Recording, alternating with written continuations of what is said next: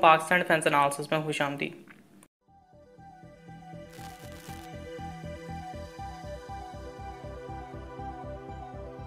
कुछ अर्सा पहले अर्जेंटीना ने अर्जेंटीना एयरफोर्स के लिए कोरियन काय कंपनी के तकरीबन 10 काय F-50 golden eagle fighter jet के हवाले से एग्रीमेंट अनाउंस किया था।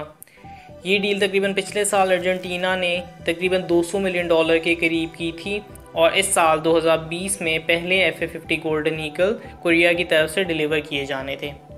हाउएवर हालात थोड़े से चेंज हो गए हैं और काय कंपनी ने कोरिया में अर्जेंटीना के एम्बेसडर को लेटेस्ट डिटेल्स में बताया है कि यूके ने यानी ब्रिटेन की तरफ से अर्जेंटीना को उन F-50 गोल्डन ईगल की डिलीवरीज रोक दी गई है। बेसिकली F-50 गोल्डन ईगल के चंद कंपोनेंट्स की तैयारी वो ब्रिटेन में की जाती है। काय ऑफिशियल्स के मुताबिक इन कंपोनेंट्स जो कि उनके बहुत मेन कंपोनेंट्स हैं उनको यूके फर्म्स की जानिब से उनका एक्सपोर्ट लाइसेंस इशू करने से इनकार कर दिया गया है।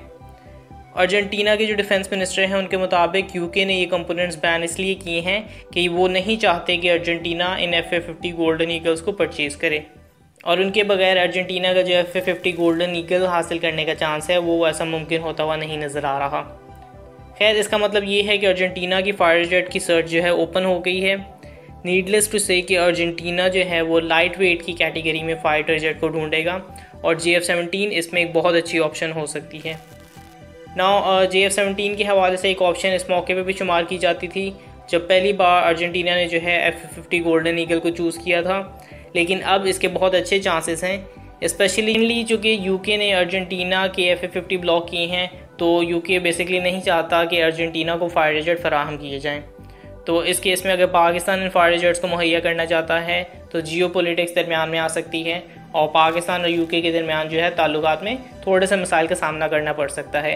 तो ये भी एक प्रॉब्लम सामने मौजूद है। हाउएवर इसमें शायद हमारी एक तरह से गुड लक है कि चाइना इसमें एक रोल प्ले कर सकता है और बेसिकली चाइना के ज़रिए इन फाइटर जेट्स की डिलीवरी का काम मुकम्मल किया जा सकता है। इससे जियोपॉलिटिकल एस्पेक्ट्स को भी कवर किया जा सकेगा और बेसिकली अर्जेंटीना को JF-1700 की डिलीवरी भी मुमकिन हो सकेगी। तो ये JF-17 की एक्सपोर्ट के लिए एक बेहतरीन बायर हो सकता है और उसको ज़रूर परसू किया जाना चाहिए। लास्टली जो हमारे मुस्तकबिल करीब के बायर हैं यानी नाइजीरिया, उनकी परचेज़ के हवाले से भी एक तस्वीर रिलीज़ हुई है जिसमें नाइजीरिया की कैमो में डिज़ाइन JF-1700 को डिस्प्ले किया गया है।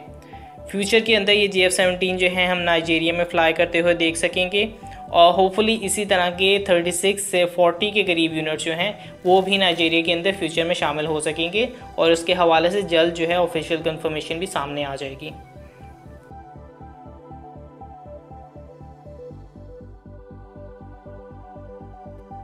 सेकेंडली हम प्राइम मिनिस्टर के गिलगित बल्तिस्तान में ऐलान के बारे में बात करेंगे जिसमें गिलगित बल्तिस्तान को ऑफिशियली पाकिस्तान के 5वें सूबे का दर्जा दिया जाएगा और अभी के लिए गिलगित बल्तिस्तान उसको प्रोविजनल प्रोविंशियल स्टेटस दिया जाएगा। ये डिमांड गिलगित बल्तिस्तान के लोगों में ज़ोर पकड़ती जा रही थी और बाकी सूबों की तरह उनका भी पूरा हक है कि उनको वो फैसिलिटीज़ मुहैया की जाएँ जो कि बाकी इलाके एंजॉय कर रहे हैं। इससे बहुत सी अपॉर्चुनिटीज़ गिलगित बल्तिस्तान के लिए ओपन हो सकती हैं। इससे एक तरह से फॉरेन इन्वेस्टमेंट वो पूरी तरह से इस इलाके में इन्वेस्ट कर सकती है। ये एक बहुत अहम एरिया है। सीपैक के हवाले से भी दिया मीर भाषा डैम भी वो इसी एरिया में मुकम्मल हो रहा है, तो पाकिस्तान इससे अपनी इन्वेस्टमेंट्स को भी किसी हद तक सिक्योर कर सकता है। चाइना सीपैक के ज़रिए शिनजियांग के एरिया को डेवलप करना चाहता है और इसके ज़रिए इस एरिया की डेवलपमेंट भी वो बहुत बेहतर तरीके से हो सकती है। पहले की निस्बत इससे गिलगित बल्तिस्तान के लोगों में जुडिशल सिस्टम की एक्सेस वो बहुत ज़्यादा बेहतर हो जाएगी। नीज़ के गिलगित बल्तिस्तान के लिए बहुत फ़ायदेमंद है ये चीज़। उनकी एक्सेस वो नेशनल इंटीग्रेशन में बहुत मजबूत हो जाएगी और ये तमाम की तमाम डेवलपमेंट ये यूनाइटेड नेशन के अंदर रहते हुए की जा रही हैं, जिसका मतलब ये है कि पाकिस्तान का स्टैंड अभी भी पूरी तरह से कश्मीर के हवाले से बरकरार रहेगा क्योंकि यूनाइटेड नेशन की कोई रेजोल्यूशन वो इसमें वायलेट नहीं हो रही है। दिया मीर भाषा डैम के हवाले से भी प्रोग्रेस की न्यूज़ सामने आ रही है और recently prime minister Imran Khan ने गिलगित बल्तिस्तान के विज़िट के दौरान ही इसी साइट का विज़िट भी किया है और इसकी प्रोग्रेस पे इत्मीनान का इजहार किया है। दिया मीर भाषा डैम की अहमियत जैसे मैंने बताया कि पाकिस्तान के लिए एज अ होल बहुत ज़्यादा है। इससे तरबेल डैम का लाइफ स्पैन वो 35 साल तक एक्सटेंड हो जाएगा। इससे 6.4 मिलियन एकड़ फीट का वाटर रिजर्वायर जनरेट होगा 1.2 मिलियन एकड़ के करीब जो है ज़मीन वो एग्रीकल्चर वायबल होगी। तकरीबन 4500 मेगावाट के करीब इससे पावर जनरेट हो सकेगी और इसके अलावा क्लीन एनर्जी और जॉब प्रोडक्शन के बहुत से ज़राए पैदा होंगे।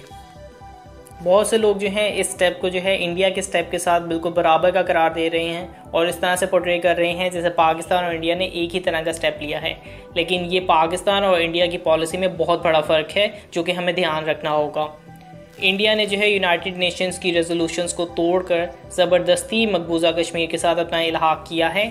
कश्मीर की जो है उन्होंने डेमोग्राफिक्स चेंज की है जो कि यूनाइटेड नेशन की रेजोल्यूशंस के अगेंस्ट है। वहाँ पे कर्फ्यू नाफिज किया गया है, वहाँ फॉरेन डेलीगेशंस जाने से रोके गए हैं और कश्मीर के लोगों की इसमें मर्जी शामिल नहीं थी। पाकिस्तान ने दूसरी जानिब एक प्रोविजनल स्टेटस दिया है और ये अभी पार्लियामेंट के ज़रिए पास होना है, लेकिन इसकी अथॉरिटी और इम्पैक्ट जो है प्रेसिडेंशियल ऑर्डर से एक तरह से ज़्यादा होगा। लेकिन ये जो स्टेप है ये यूएन की रेजोल्यूशंस के एन मुताबिक होगा और उन्हीं के हिसाब से चल रहा है। और सबसे अहम चीज़ कि गिलगित बल्तिस्तान के लोगों की ये डिमांड थी। इसकी मिसाल सबके सामने है कि प्राइम मिनिस्टर ने गिलगित बल्तिस्तान के लोगों के दरमियान उस दिन जिस दिन उन्होंने डोगरा राज से आज़ादी ली थी उसी दिन प्राइम मिनिस्टर इमरान खान ने इसका ऐलान किया है, जिसके बाद वहाँ के लोगों ने इसे खुशी और मुसर्रत के साथ तस्लीम किया और उसको सेलिब्रेट किया है। जबकि इंडिया में ये स्टेप जो है कश्मीर की मर्ज़ी के ख़िलाफ़ लिया गया था। इसमें कश्मीर के लीडर्स की भी मर्ज़ी शामिल ना थी। वो अब चाइना के रूल को तरजीह दे रहे हैं और कश्मीर का बैकलैश का उन्हें इतना ज़्यादा ख़तरा है कि इंडिया ने कश्मीर में इस फैसले के बाद अपनी मिलिट्री प्रेजेंस को कई गुना बढ़ा दिया हुआ है, जो आज तक इस तारीख तक अभी भी कायम है। इतना ही, लाइक वीडियो सब्सक्राइब और अगर आपकी कोई फीडबैक है तो उसे कमेंट बॉक्स में डालिए। तब तक के लिए पीस आउट। पाकिस्तान जिंदाबाद।